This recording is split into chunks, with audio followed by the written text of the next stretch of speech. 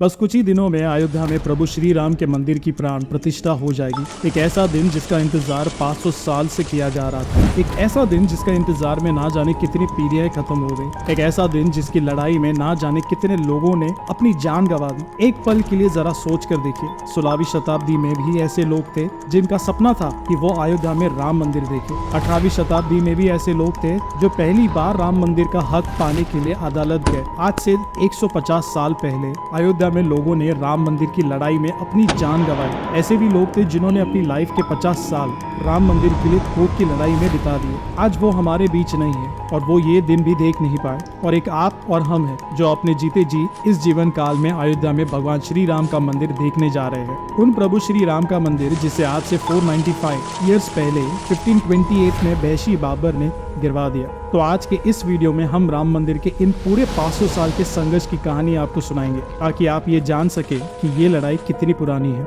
इस संघर्ष के क्या मायने हैं। हम ये सब बताएंगे ताकि आप ये जान सके कि सच्चाई की लड़ाई कोई रातों रात नहीं जीती जाती। इसके संघर्ष 2-4 साल तक नहीं चलते, बल्कि इसके लिए आपको सैकड़ों साल भी लड़ना पड़ सकता है। तो मेरी आप सबसे ये रिक्वेस्ट है कि इस वीडियो को पूरा देखिए और अपने सर्कल में हर जानने वाले इंसान से इस वीडियो को शेयर करिए, ताकि वो जान पाए कि अयोध्या में भगवान श्री राम का मंदिर बनाने का मायने क्या है।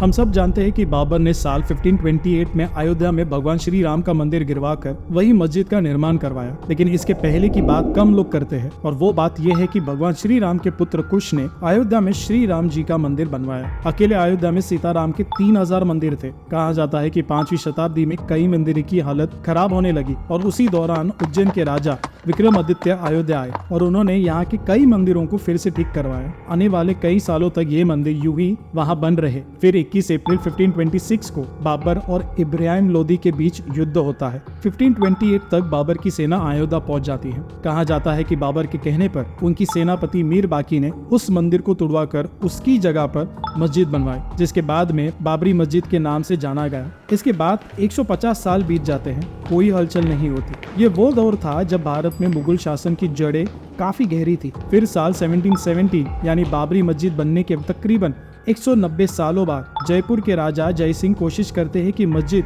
और उसके आसपास वाली जगह उनको मिल जाए। वो जानते थे कि हिंदुओं के लिए उस जगह की क्या मायने हैं और क्या आस्था है। राजा जय सिंह के उस वक्त के मुगल शासकों से संबंध भी ठीक थे, मगर वो ऐसा नहीं कर पाते। लेकिन वो मस्जिद के आसपास ही एक राम चबूतरा बनवा देते हैं ताकि हिंदू वहाँ पर पूजा कर पाए। European geographer Joseph Stephen Thaler, जो खुद 1766 से 1771 के बीच इसी जगह पर थे, उन्होंने भी अपनी रिपोर्ट में राम चबूतरा होने की बात पर तस्दीक की थी। ये वो वक्त था जब मुसलमान मस्जिद के अंदर नमाज पढ़ते थे और हिंदू बाहर राम चबूतरे पर पूजा किया करते थे। मगर मंदिर गिराए जाने के 250 साल बाद भी हिंदू इसको भूल नहीं पाए। यूँ तो अयोध्या में भगवान श्री राम के हजारों मंदिर थे, मगर ये बात नहीं भूल पा रहे थे कि भगवान श्री राम के जन्म स्थान की जगह मंदिर तोड़कर मस्जिद कैसे बना दी गई। 1813 में पहली बार हिंदू संगठनों ने दावा किया कि बाबर ने 1528 में राम मंदिर तोड़कर मस्जिद बनाई। माना जाता है कि फौजाबाद के अंग्रेज अधिकारियों ने भी मस्जिद में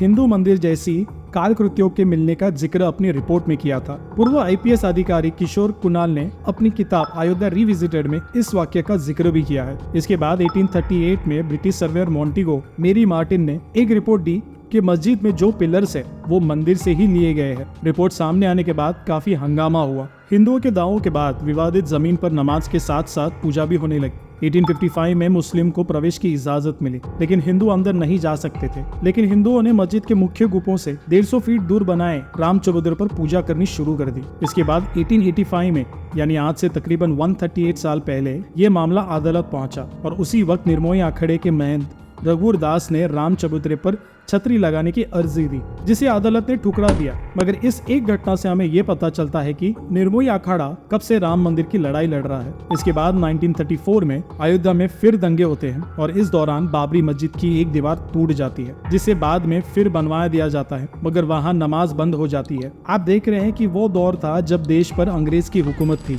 और उस वक्त की कांग्रेस के एजेंडा में भी कई राम मंदिर नहीं था। उस वक्त का संघ इतना मजबूत था, मगर देश की जनता प्रभु राम के भक्त बाबर की मस्जिद बनाने के बाद 400 साल बाद भी अपना हक की लड़ाई लड़ रहे थे। उस टाइम, वो भी तब जब ना देश में अपनी सरकार थी, ना मीडिया आजाद था, ना धार्मिक संगठनों की कोई लामबंदी थी। सिर्फ और सिर्फ आम राम भक्तों का वह जुनून था, वो भक्ति थी जो अपनी जान की बाजी लगाकर भी हर दिन श्री राम के मंदिर के लिए लड़ाई लड़ रहे थे। इस बीच आता है साल 1947। देश आजाद हो जाता है। उस वक्त मस्जिद सिर्फ शुक्रवार को ही खुलती थी और राम चबूतरे पर भगवान राम की मूर्ति थी जहां लोग पूजा करते थे।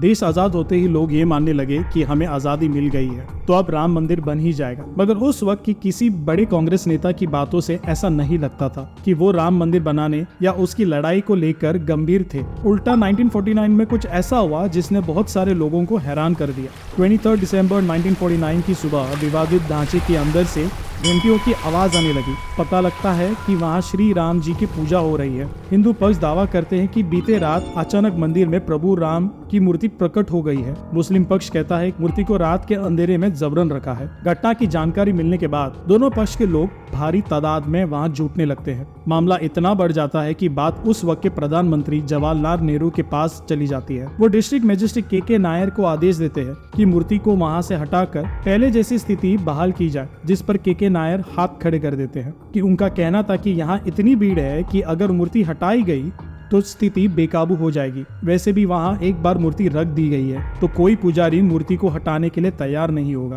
कहते हैं उसके बाद 27 दिसंबर को के नायर के पास दूसरी चिट्ठी आती है और उनसे फिर से वैसे ही करने के लिए कहा जाता है, जिसके जवाब में के नायर इस्तीफा दे देते हैं। मगर अपने इस्तीफा के साथ वो सरकार को ये सलाह देते हैं कि मूर्ति को हटाने के बजाय वहां जाली नुमा गेट लगा दिया जाए। कहते हैं नेहरू जी को ये बात पसंद आती है और वो ऐसे करने के लिए उनसे उन लोगों से कहते हैं और के नायर का इस्तीफा मंजूर नहीं करते। इसके बाद 1950 में हिंदू महासभा के वकील गोपाल विशरद ने फौजाबाद जिला अदालत में अर्जी दाखिल कर दी।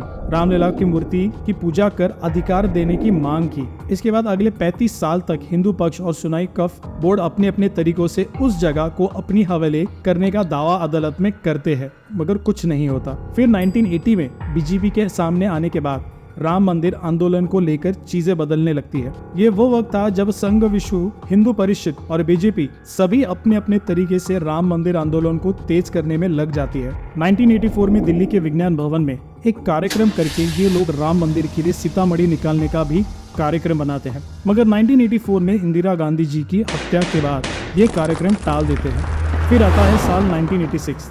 तब कुछ ऐसा होता है जिसके बाद राम मंदिर आंदोलन की पूरी दिशा ही बदल जाती है। आपको याद होगा शाबाना केस में जब सुप्रीम कोर्ट शाबाना के पति को उसे गुजारा बता देने के लिए कहते हैं तो बहुत सारे मुस्लिम भड़क जाते हैं और उसे अपने मजहब के खिलाफ इस फैसले को मानते हैं। और उस वक्त के प्रधानमंत्री राजीव गांधी मुसलमानों को खुश करने के लिए संसद में कानून लाकर सुप्रीम कोर्ट से उस फैसले को पलट देते हैं। राजीव गांधी जी के इस कदम से फिर हिंदू नाराज हो जाते हैं। वो मुस्लिम तुष्टिकरण मानते हैं। इसके बाद राजीव गांधी जी को हिंदुओं को खुश करने के लिए बाबरी मस्जिद का ताला खुलवाकर वहां पूजा अर्चन शुरू करवाते हैं। अब राजीव सरकार के इस फैसले से मुस्लिम नाराज हो जाता है और 6 फरवरी 1986 को मुस्लिम लीडर्स मिलते हैं और बाबरी मस्जिद एक्शन कमेटी बना देते हैं। इसके बाद के सालों में लाल कृष्ण आडवाणी जी सोमनाथ से अयोध्या के लिए 10,000 किलोमीटर की रथ यात्रा निकालते हैं।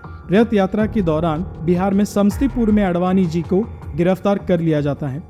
फिर जिस दिन अयोध्या में रथ यात्रा का समापन होना था उस दिन बहुत बड़ी संख्या में कार सेवक अयोध्या पहुंचकर विवादित ढांचे पर झंडा फहरा देते हैं। भीड़ को काबू करने की कोशिश में उस वक्त की मुलायम सरकार का कार सेवकों पर गोलियां चला देती है, जिसमें कई कार सेवक शहीद हो जाते हैं। इसके बाद आता है वो दिन जिसे बहुत सारे लोग शोर दिवस और बहुत से लोग काला दिवस के तौर पर मानते हैं। तारीख थी 6 दिसंबर 1992। तकरीबन 2 लाख कार सेवक अयोध्या पहुंच जाते हैं और उस वक्त कल्याण सिंह यूपी के मुख्यमंत्री थे और पीवी नरसिंह राव देश के प्रधानमंत्री कहते हैं कि कार सेवकों के वहां पहुंचने से पहले कल्याण सिंह ने अदालत को यह भरोसा दिया कि वो ढांचे को कोई नुकसान नहीं होने देंगे। साथ ही ये भी कहा जाता है कि कल्याण सिंह ने पुलिस को यह भी आदेश दिया था कि वो भीड़ पर गोली ना चलाए।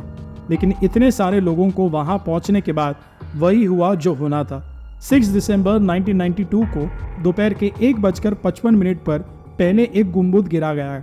फिर 1.5 घंटे बाद दोपहर 3:30 बजे के करीब दूसरा गुम्बद गिरा गया और शाम 5 बजे तक तीनों गुम्बद गिरा दिए गए। इस घटना के महज 1.5 घंटे बाद यूपी में राष्ट्रपति शासन लगा दिया गया। कल्याण सिंह ने अपने पद से इस्तीफा दे दिया। इसके बाद हुए दंगों में तकरीबन 1000 लोगों ने अपनी जानें गंवाई। मुंबई में हुए दंगों में भी 900 लोगों ने अपनी जान गंवाई। इसके 7 साल बाद तक अदालत में इस मामले को लेकर शांति छाई रही। मगर 90 के दशक में बीजेपी के दोबारा केंद्र में आने के बाद तमाम हिंदू संगठन राम मंदिर आंदोलन को लेकर फिर से अति सक्रिय हो गए। पहले देश भर में चल रहे मामलों को एक जगह लाया गया। बाद के सालों में AISI को आर्कियोलॉजिकल सर्वे ऑफ इंडिया को इस मामले की जांच करने को कहा गया ताकि पता लगाया जा सके कि वहां पहले क्या था। AISI ने अपनी रिपोर्ट में ये साफ कर दिया कि जिस जगह विवादित ढांचा था उसके नीचे मिले अवशेषों से यह साबित होता है कि वहां पहले हिंदू मंदिर थे। AISI की ये रिपोर्ट ऐसा पहला साइंटिफिक फैक्ट था जिसके बाद ये सच में साबित हो रहा था कि वहां हिंदू मंदिर ही था। AISI की इस रिपोर्ट के बेस बनाते हुए अदालत ने विवादित जमीन को राम जन्मभूमि ट्रस्ट, निर्मोही अखाड़ा और सुन्नी वक्फ बोर्ड में बराबर बांट दिया। मगर तीनों ही पक्ष अदालत के इस फैसले से सहमत नहीं होते, जिसके बाद 2011 में ये मामला सुप्रीम कोर्ट पहुंचता है। मगर वहां भी 7 सालों तक इसमें कोई सुनवाई नहीं होती। एक मीडिएशन पैनल बनाकर आपसी रजामंदी से मामले को हल निकालने के लिए कोशिश होती है और जब उससे भी कोई फैसला नहीं होता तो सुप्रीम कोर्ट के मामले से जुड़े सारे दस्तावेजों को अंग्रेजी में ट्रांसलेशन करने को कहते हैं।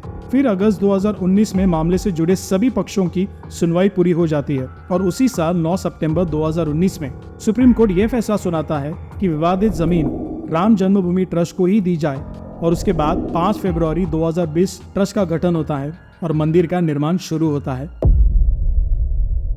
1528 में राम मंदिर गिरने के 500 सालों बाद उसी अयोध्या में प्रभु श्री राम जी का जन्मभूमि पर फिर से उनके मंदिर का निर्माण होने वाला है। तो ये थी राम मंदिर की संघर्ष की पूरी कहानी। अगर आपको ये वीडियो पसंद आता है तो इसे प्लीज लाइक करें, शेयर करें और हमारे चैनल को सब्सक्राइब करें और कमेंट करके जरूर बताइए कि आपको ये वीडियो कैसा लगा। हम जल्दी ही लौटेंगे फिर से कुछ और रोचक और अनसुनी कहानी लेकर। तब तक के लिए धन्यवाद और मिलते हैं बहुत जल्द। जय श्री राम।